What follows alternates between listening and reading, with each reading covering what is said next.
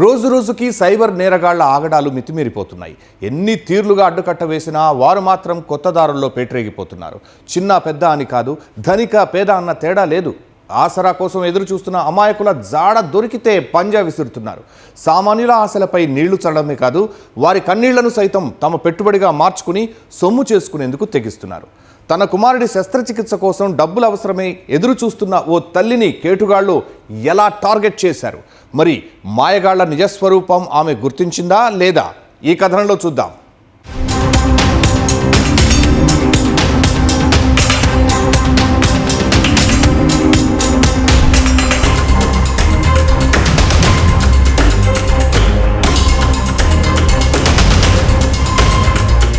Technology పెరిగే కొద్దీ cyber నేరగాళ్ల ఆలోచనలు మరింత వేగంగా మారుతున్నాయి. వారి కళ్ళు ఇప్పుడు సామాన్యుల ఆశల మీదే కాదు, వారి కన్నీళ్లపైనా పడుతున్నాయి. తాజాగా సైబర్ కేటుగాళ్లు అనారోగ్యంతో బాధపడుతున్న కుమారుడికి మెరుగైన వైద్యం చేయించాలని చూస్తున్న తల్లి ఆరాటాన్ని ఆసరాగా చేసుకున్నారు. డబ్బుల కోసం ఎదురుచూస్తున్న ఆమెకు ఆన్లైన్ ఇన్వెస్ట్మెంట్ పేరుతో వల విసిరారు. వారి మాటలు నమ్మిన ఆ తల్లి మొదట్లో చిన్న మొత్తంలో అడిగినంతా ముట్టజెప్పింది. మరోసారి పెద్ద మొత్తంలో అడగడంతో వాటిని కట్టేందుకు బ్యాంకుకు వెళ్ళింది. బ్యాంకు సిబ్బంది అప్రమత్తతతో ఆమెకు పెనుముప్పు తప్పింది.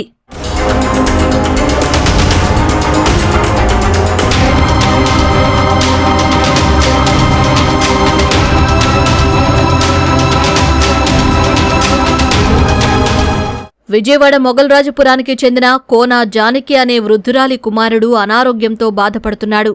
అతని ఆరోగ్యం మెరుగవ్వాలంటే శస్త్రచికిత్స అవసరమని వైద్యులు సూచించారు. కానీ చేతిలో సరిపడా డబ్బులు లేవు. ఆ సమయంలోనే తక్కువ పెట్టుబడితో ఎక్కువ లాభాలు అంటూ ఆన్లైన్లో వచ్చిన పెట్టుబడి యాప్ను ఆమె చూసింది. అందులో పెట్టుబడి పెడితే డాలర్లు వస్తాయంటూ సోషల్ మీడియాలో జోరుగా ప్రచారం సాగింది. అది నిజమని నమ్మిన ఆ వృద్ధురాలు జులై 14న ఫోన్పే ద్వారా ₹1,00,000 బదిలీ చేసింది. ఆ తర్వాత 21న 85,000 రూపాయలు పంపింది.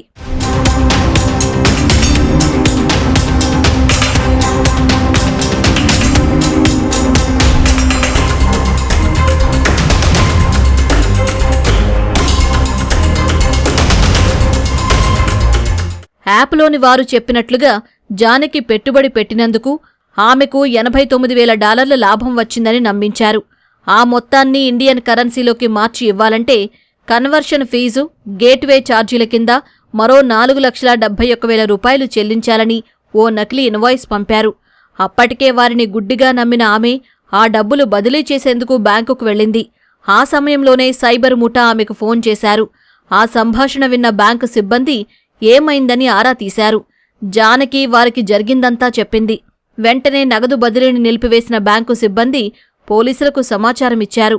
కేవలం తన కుమారుడికి మెరుగైన శస్త్రచికిత్స చెయ్యాలన్న ఆశతోనే తాను ఈ ఆన్లైన్ పెట్టుబడిని ఆశ్రయించినట్లు బాధితురాలు తెలిపింది. క్వాంటమ్ ఇన్వెస్ట్మెంట్కి 1,85,000 దాకా వేశాను. ఇంకొక 4 లక్షలు వేయాలని అన్నారు. దానికోసం బ్యాంకు దగ్గరికి వచ్చాను. కానీ అది కుదరదని అర్థమైంది. అదంతా మోసమని తెలిసిపోయింది. అందుకని ఆగిపోయాను నేను. బాబుకి షోల్డర్ ఆపరేషన్ అని చెప్పి దానికి డబ్బు కావాల్సి వచ్చింది. అందుకని ఫోన్ చేస్తే వాళ్ళు 14వ తారీఖున 1,00,000 కట్టించుకున్నారు. నిన్నేమో 85,000 కట్టించుకున్నారు. ఇప్పుడేమో మళ్ళీ 4 లక్షలు కావాలన్నారు. అంటే వాళ్ళు బ్యాంక్ వాళ్ళు చూసి ఇదంతా మోసం అని చెప్పి అర్థమైంది. నాకు కూడా అర్థమైంది. అందుకని ఆగిపోయాను నేను. ఒక్క క్షణం ఆలస్యమైనా ఆ తల్లి దాచుకున్న కష్టార్జితం సైబర్ నేరగాళ్ల పాలయ్యేది. ఘటనపై కేసు నమోదు చేసిన పోలీసులు నేరగాళ్లను కనిపెట్టే పనిలో పడ్డారు. పోలీసుల అవగాహన సదస్సులు ఎంతటి ప్రయోజనాన్ని కలిగిస్తాయో తెలిపేందుకు ఈ ఘటనే నిదర్శనం. నేటి సమాజంలో అనేక కొత్త రకాల సైబర్ నేరాలు వెలుగుచూస్తున్నాయని, వాటి బారిన పడకుండా ప్రజలు అప్రమత్తంగా ఉండాలని పోలీసులు సూచిస్తున్నారు. సైబర్ నేరగాళ్ళు అందరూ కూడా కొంతమందినే టార్గెట్ చేస్తున్నారు. ఎస్పెషల్లీ రిటైర్డ్ పీపుల్, ఏజ్డ్ పీపుల్ని వాళ్ళనే టార్గెట్ చేస్తున్నారు. ఎందుకంటే వాళ్ళకి టెక్నాలజీ గురించి తెలియదు. టెక్నాలజీ గురించి తెలియకపోవడం వల్ల వాళ్ళకి మొబైల్ ఫోన్లో కానీ ఇంటర్నెట్లో కానీ ఏదైనా కనిపించినా అది పూర్తి నిజమని నమ్మే పరిస్థితిలో ఉన్నారు వాళ్ళు. నెట్లో వచ్చింది, లేకపోతే వాట్సాప్లో వచ్చిన, ఫేస్బుక్లో వచ్చిన ఎంతవరకు నమ్మొచ్చు అనేది వాళ్ళకి తెలియట్లా. ఎందుకంటే ద్వారా ఏది నిజమో ఏది అబద్ధమో లేని పరిస్థితులు రావడం వల్ల ఈ టార్గెటెడ్ గెజిట్ పీపుల్ని టార్గెట్ చేయడం వల్ల వాళ్ళు కొంచెం అయోమయానికి లోనే కన్ఫ్యూజన్లో ప్రతిదీ కూడా నమ్మే పరిస్థితులు ఎందుకు ఉన్నారు. నేను హార్వర్డ్లో చదువుకున్నాను, కేంబ్రిడ్జ్లో చదువుకున్నాను, వరల్డ్ బ్యాంక్లో పనిచేశాను. ఇలాంటి ప్రలోభ పెట్టే యాడ్స్ ఎంతో ఎక్స్పీరియన్స్డ్ ఉన్న వ్యక్తిని చెప్తున్నాను నేను.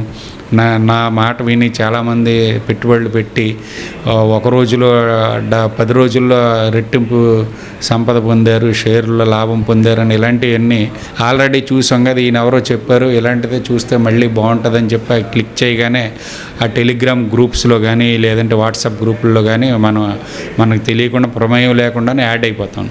యాడ్ అయిపోయినప్పుడు ఆ గ్రూప్లో వాళ్ళందరూ కూడా గ్రూప్లో ఒక 40 మందో 50 మందో లేకపోతే 100-200 మందో ఉంటారు. వాళ్ళందరూ కూడా ఫ్రాడస్టర్లు. అవన్నీ కూడా ఏ బేస్డ్ చెప్పిన అకౌంట్లు అవుతుంటే వాళ్ళు పీరియాడికల్గా ఏ రోజుకి ఆ రోజు ఈయనకి ఈ విక్టిమ్కి ఏ షేర్ అయితే ఏమైనా చూశాడో దాని గురించి అనుకుంటున్నాడో అదే షేర్లు మేము కొన్నామని మాకు ఇంత లాభం వచ్చిందని వాళ్ళకి థ్యాంక్స్ చెప్తూ కానీ లాభాలు వచ్చినాయని ఫేక్ స్క్రీన్ షాట్స్ వాట్సాప్ గ్రూపుల్లో పెట్టడం వల్ల వీళ్ళు కూడా ప్రలోభానికి గురవుతున్నారు. సామాజిక మాధ్యమాల ద్వారా వచ్చే షేర్ మార్కెట్, ట్రేడింగ్ యాడ్స్ గురించి నమ్మవద్దని, నిజాన్ని నిర్ధారించుకోవాలని పోలీసులు హెచ్చరిస్తున్నారు. పెట్టుబడులు పెట్టాలనుకుంటే నిపుణుల సలహాతో ముందుకు వెళ్లాలని సూచిస్తున్నారు. మనం మొబైల్ ఫోన్ ద్వారా ఇన్వెస్ట్మెంట్ చేయడం అనేది అది కరెక్ట్ కాదు. అది మనం ఏదన్నా షేర్స్ తోటి ట్రేడింగ్ లాంటివి చేయాలనుకుంటే కనుక ఖచ్చితంగా డీమ్యాట్ అకౌంట్ ఉండాలి. డీమ్యాట్ అకౌంట్ ద్వారానే మనం చేసుకోవాలండి. ఏది కూడా ఆన్లైన్లో వచ్చే సోషల్ మీడియాలో వచ్చే ఫైనాన్షియల్ యాడ్స్ ఏది కూడా మనం నమ్మాల్సిన అవసరం లేదు. మనం 1-2 సార్లు వాటిని పరిశీలించుకోవాలి. అది మనం ఒకటే గమనించాలి. మన షేర్ మార్కెట్లో రోజు షేర్లు పడిపోతున్నాయి, లేదంటే షేర్ మార్కెట్లో 1% పెరిగింది, 2% పెరిగింది అనేది మనకి మార్కెట్లో న్యూస్లో కూడా వస్తుంది. షేర్ మార్కెట్కి సంబంధించిన ఛానల్స్ కూడా ఉన్నాయి. వాటిలో షేర్లు ట్రేడింగ్ రేట్ అంతా కూడా పెరిగింది, అప్ అండ్ డౌన్స్ అన్నీ చూస్తాయి. దానికి కాకుండా అబ్నార్మల్గా ఒకే 1 డే 50% షేర్ పెరిగింది, అయితే 200% పెరిగింది, 1% 10% పెరిగింది 10 మినిట్స్లో అనేది అన్నీ కూడా మనల్ని ప్రలోభ పెడతం కోసం జరిగినాయే. అలాంటి ఏది మనం నమ్మకూడదు. అపరిచిత కాల్స్, వాట్సాప్ సందేశాలను నమ్మొద్దని చెబుతున్న పోలీసులు సందేహం వస్తే వెంటనే సైబర్ హెల్ప్ లైన్ని లేదంటే సమీప పోలీస్ స్టేషన్ను సంప్రదించాలని తెలిపారు.